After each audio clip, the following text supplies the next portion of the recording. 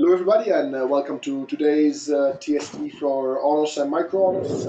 As usual, the call will be recorded and will be published on YouTube. As always, remember that this is a recorded call. Today, we're going to talk about a few important things, a few important changes. The first one is the status of the distributed integration with the distributed stores. The second one is an update about the Stratum CLI and GNMI CLI update, and then there's going to be a docs related update who Adib was supposed to give, but since today is his defense day of his PhD, he's actually going to skip, and Sean is going to give. So let me start with how we are doing with the integration of the distributed stores. So just before the meeting, me and Sean that worked today, most of the day on that, basically got the integration test, meaning functionality, passing on the new structure that we have in terms of atomics-based stores. So now the end-to-end functionality from the GNMI set, get, subscribe, rollback is done entirely based on the new atomic stores, both the network change store and the device change store.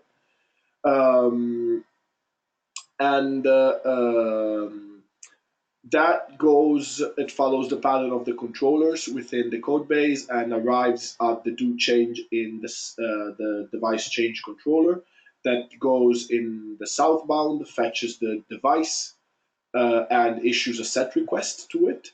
And so every unit test, every integration test that was working on the previous version like 2 days ago is now currently working on the new atomics-based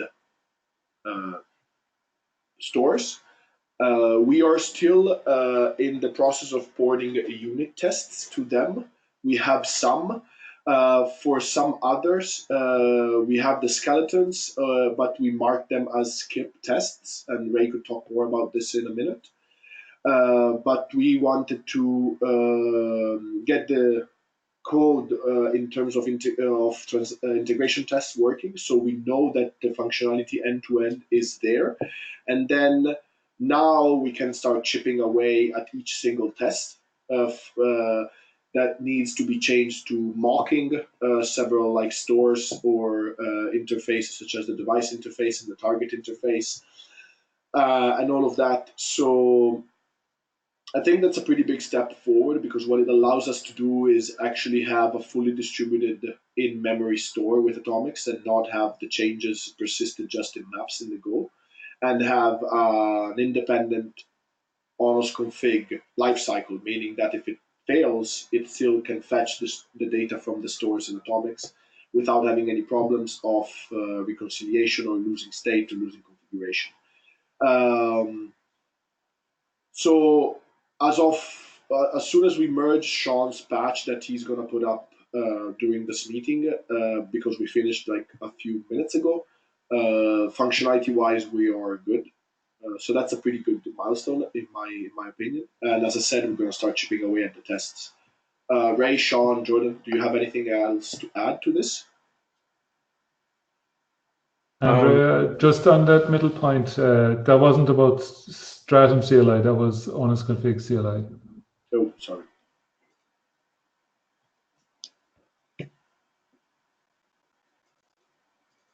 Yeah, I just wanted to mention that we made the decision that getting these stores in was more important than coverage. So that's why the unit tests are currently stubbed out. That's not something we're going to leave in place. The next thing we're going to do is get all the tests working again. It was just that we were at the point where there were too many code changes sloshing around. It became unwieldy. So we needed to commit so that we could split up again and do divide and conquer.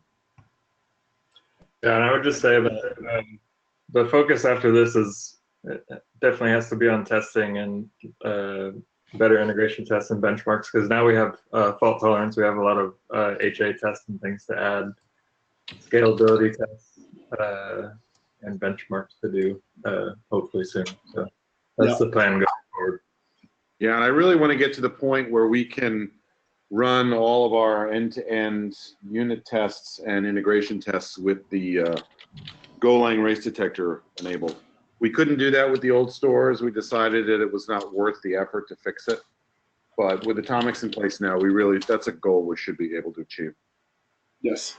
And actually, I also think that if we can make some parallelization happen, and we could make these the whole cluster run, the setup run more in parallel, and that mean faster, we should try and move the integration test from merge commits to actually pull requests. So that's another something that we should probably take a look at. But so yeah, I'd love to do that. The just for background for people who don't know, the reason we don't do that now is because the integration tests take on the order of 10 minutes, which we decided was probably too long for just your normal, PR, CI kind of stuff. But it only runs now when there's a merge commit, which has the unfortunate side effect of us finding out after merge that we've broken something, which I don't like. Yeah, is 10 minutes really that much issue? Great if we it takes more than 10 minutes to get people to review something. What's that, David? I didn't hear you. Is 10 minutes really that long? I guess the Volta experience is, look, if I could get someone to review it in 10 minutes, I'd be shocked. We have essentially a 10-minute sanity test that runs end-to-end integration. I think it's kind of Is it really that much of an issue? The Onos Classic experience was it took 20 minutes. Still takes 20 minutes. And that was really painful. If you wanted to do sort of a, make a small change, check it in, make a small change, check it in, which is kind of the model we've been following. Not that we're doing a lot of PRs, but we're doing a lot of commits per PR. And we just decided as a group that we didn't want to pay that penalty ahead of time. We can certainly revisit that. The other I option, guess the question is it a compute issue? What makes it take 10 minutes? Could you? Travis is very slow to bring up new containers. We don't really know why. Jordan has some really good ideas about sort of running all these things. I mean, we have a Kubernetes cluster there, right? We should be able to run individual tests in parallel. There's no reason why we have to run them sequentially. So that's what he's going to try to work on. There's also Thanks. There's also another option related to what you said, Ray. It's basically that we could not run them unless an explicit command on the PR is triggered. Like we could put in a hook to say just like /integration on the PR in a comment really, and that would trigger integration on that PR. And with that would be the case where basically you could do one commit, another commit, and then when everybody's fine with it, you can just do /integration, and before merging, you would test the integration on that PR. It should be done locally, but that enables you to do it remotely. If that makes sense. Yeah, I like that. That's at least better than what we have now, which is just wait and see.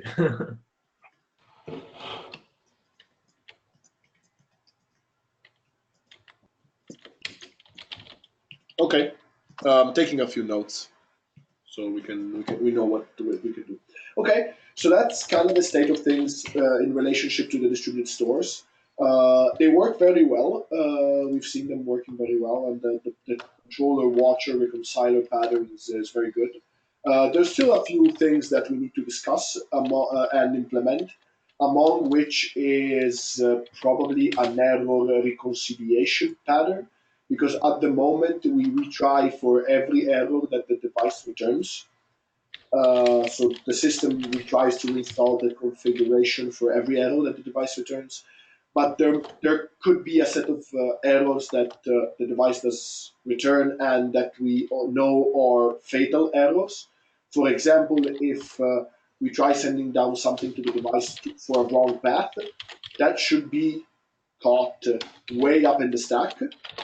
But if it's not caught way up in the stack, the device returns an error with invalid path usually, and if that invalid path is not considered a fatal error, we keep retrying, but that's useless. So I think that's another step that we should take in the future, which is reconciliation slash better decisions upon errors.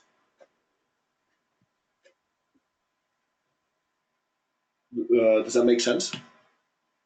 Yep. Yeah, I'm all for. Yeah, I've been talking about the error handling for a while, so I definitely think we need to have a bigger conversation about it. Yeah. Okay. Great. And then tomorrow and days after that, I think the other step is to purge the old code. So that's another thing that we will be looking at, possibly doing in the next few days, is removing every old code that's in the code base that is pointing to previous channels, previous stores, and previous workflows that we had in there. It's all currently marked as deprecated, so that should be a pretty simple and straightforward thing to do. And we always have the integration tests to make sure that it passes on the new stuff, and then we did not remove anything that was breaking new things. So that's kind of where we are. A naive question about this. Yes. Once this is updated, does this mean all the apps by default are using the distributed store now? Yes. So interesting. Okay, so that would almost instantaneously become cluster aware. I believe that to be true. Cluster aware meaning that if an app pushes a configuration to Onos config through an ingress in Kubernetes, that Onos config will persist it in the atomic store. And if that Onos config instance goes down and another one gets spun up by Kubernetes automatically because we have that policy in Kubernetes, the other one will have all the information that is being stored in the atomic stores. So if they're using the distributed structures today, this makes it better. There's still the apps that are using local memory that need to be moved to the distributed store then. But are you talking about previous version of Onos or current? Like AAA, yeah. I guess this is more previous version of Onos. Yeah, that's Onos Classic. So I think some of those apps need to be moved to the distributed stores, but that could be a separate discussion on the need for Volta and Siba to have some of those apps to be moved. I think that there is a discussion that is currently being initiated by Surf on that. Okay. So there will be a call/design meeting pretty soon on how to get those moved across distributed atomic store on classic Onos. This is more micro Onos. Okay, thanks.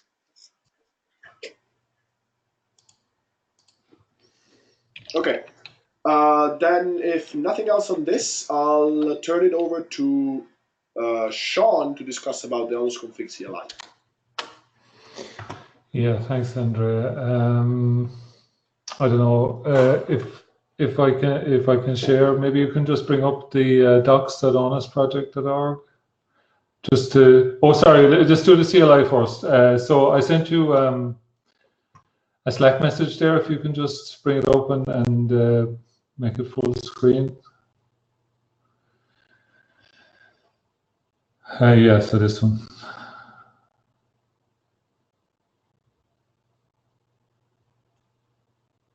It's taking us time. Yeah, so this is just talking about with the new distributed stores. There are certain things that were there previously, like changes, which really are called device changes now. So this is like the really tangible side of the re-architecting that has gone on, you know, that you can interact and play with. So this is in relation to Git, which basically goes off and it gets you all of the current device changes. There's an equivalent watch, which will will retrieve the same set of device changes, but will stay open and will will listen for further updates. And it's really quite illustrating to see this in action, because the updates that you get as you watch the device changes, you can see it going through each of the different states. You get an event effectively for each of the states that the device change goes through.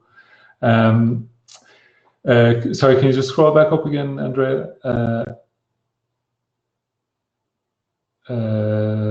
Yeah, to the top. Oh yeah, that's it. Yeah. So the other so changes on line number 8 is obsolete config. On line number 9 has been sort of merged into changes, and then so that's going to go away. And then what was line 12 net changes is deprecated, and now we're looking at network changes. And again, this is in a distributed atomic store, and basically this is like the top layer. You have network changes, it contains device changes, and then there's a reconciler that makes sure each one of the changes inside the network changes propagated down to individual devices, and so that's when you see them in the list of device changes. So on line 38 down here at the bottom, you can see the get running, and you can see the name that's been given to us, the state it's in, etc., the devices it affected, and network changes can affect many different devices.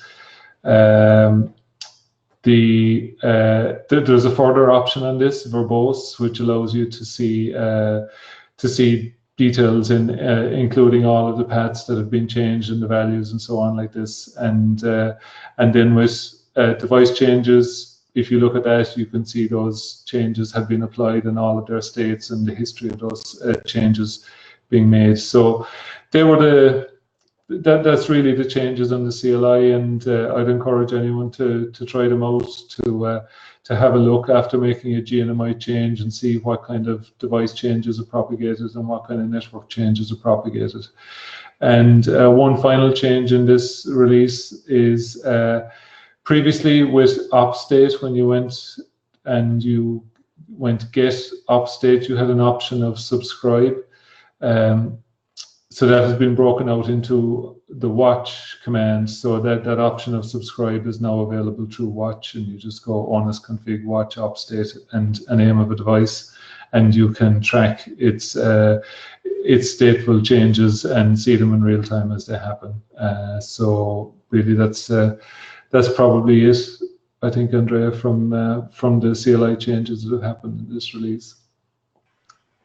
Thanks, Sean. And I'm just going to mention that also the rollback, which is in the admin CLI, it's also being ported to the new rollback. There is a new command, new -rollback, which goes to the new admin CLI, works with the new atomic stores. What we're going to do is probably going to purge the old one, which was just rollback. So delete that. Leave this one in place, and then rename this one to be rollback for just consistency. It doesn't make any sense to have a new -rollback. So that's something else to take a look into the CLI for.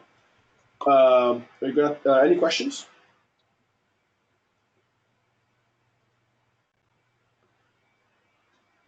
Okay. Then I'll turn it over to you, Sean, again for the docs. Yeah, so all credit to Adib on this one. So he made a great job out of it. So basically, what he did is took a system called mkdocs, which is a Python-based tool that consolidates multiple repos into one documentation presentation system.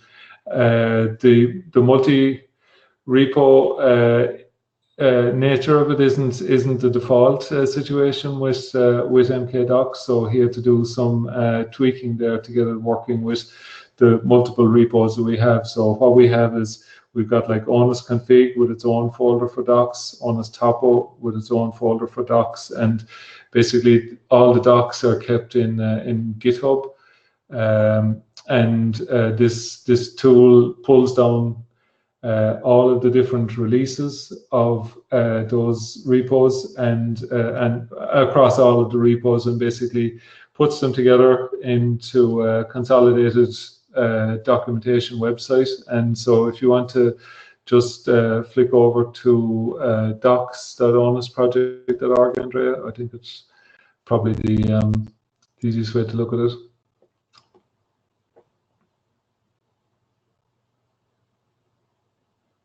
There we go. So yeah, this is the documentation page in action. So down on the left-hand side, they're grouped roughly by configuration or by repo effectively. So you've got configuration subsystem, topology subsystem, CLI. Each one of those has docs in its own repo. And also, as Andrea showed there, there's a drop-down menu for browsing between different versions. And so we had a version of the docs for ONF Connect, and as you can see, there was a smaller set of repos at that stage. Once you go back to latest, you can see the latest set. So ZTP is in there, for instance, where it wasn't previously. There's a few caveats working with the system. So, for instance, the documents are written in .md format, Markdown format, and what we're trying to do now is have a set of documents that will be visible through GitHub and also through this MKDocs as well. So basically, there's two Markdown parsing engines really to please, but there's a fair bit of agreement between the two engines on how things work. But for instance, like formatting of bulleted lists and that kind of stuff, you have to be careful to make sure that it works on both. But I think it's a well worthwhile addition to our set of tools here. For instance, if somebody goes in and makes a documentation edit in Onos config,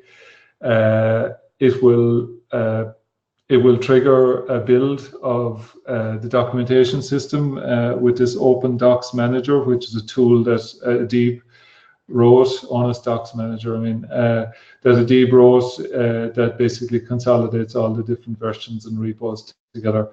And Travis then publishes to the websites that you just saw. So the process is really pretty automated, and there's Docker files there that allow you to run that Onos Docs Manager and all of that website preparation tools on your own desktop, so that if you make a change yourself to the documentation, you can preview the changes locally on your own system. It starts up a web server on port, I don't know, 6000 or something like this. So the documentation on how to use it are in there. I think it's under the developers section, but it's fairly straightforward and easy to navigate. If you just want to go back to the slides for a second, Andrea, I don't think there was anything else really that I hadn't covered. Yeah, I think it's obviously that the whole subject of documentation is, as highlighted in the engineering meeting last week, is all of these tools should be really transparent, and it's really the content is the important part, and getting developers up to speed, having correct documentation and timely documentation and well-written documentation really. So hopefully, all these tools will blend into the background and become part of the furniture, so that we can focus on really delivering what's important. That's it, Andrea, I think. Thanks, Sean, for the update. I think that was all of the topics we had for this meeting, at least from my side. We are also, just to let everybody know, we're also having a discussion on how Onos Control will be created in the future, and what is exactly the set of APIs that are needed for the control part of this micro-Onos architecture. There's different debates, how thin, how thick this piece is, what type of APIs we have in the northbound, if the control side could just suffice to be a library, does it have to store the table entries and other P4 runtime constructs? So there's a bunch of discussions that we're having. We'll probably hold a separate TST just for this in the upcoming weeks, because the design phase is still very much up in the air, and there's no confirmation on anything really. So as soon as we have some idea of, at least we gather together our own thoughts within ONF, we'll share them with the rest of the community here to get some feedback from the community also. I think I have no other updates. Anything else, guys, you want to discuss? Any other thoughts? Comments?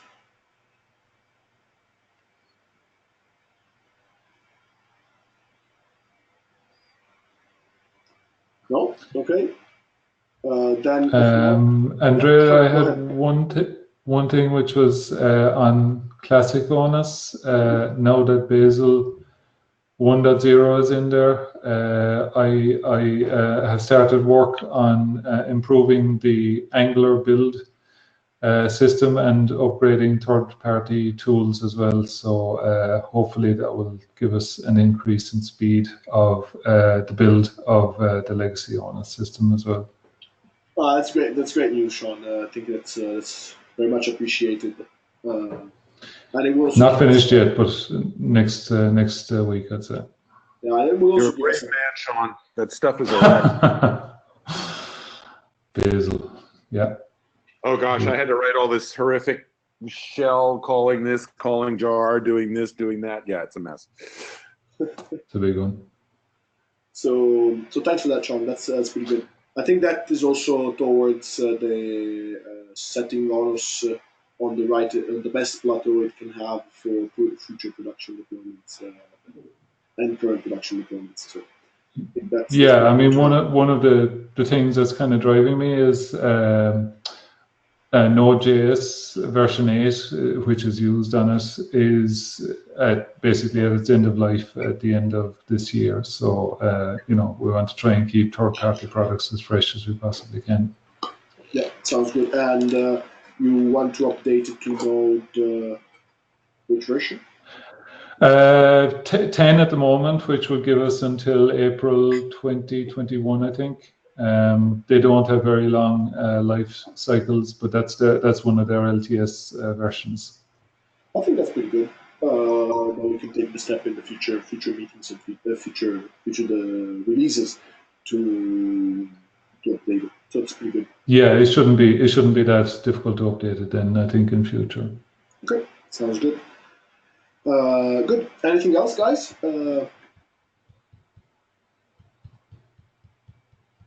No. Then if not, thanks everybody for joining, and thanks for the update, everybody, and for the discussion. We'll keep you posted on the state of everything, and we'll probably see you around again in 2 weeks, unless something changes. But if everything goes right, around the middle of November, we should hold another one with another update on micro-Onos, Onos Classic, maybe an initial design and Onos control, and maybe some of that discussion on the distributed apps that you mentioned might come to some fruition from that point of view. Thanks, everybody. Take care. Bye-bye. Thanks, Tom. Thank you. Bye.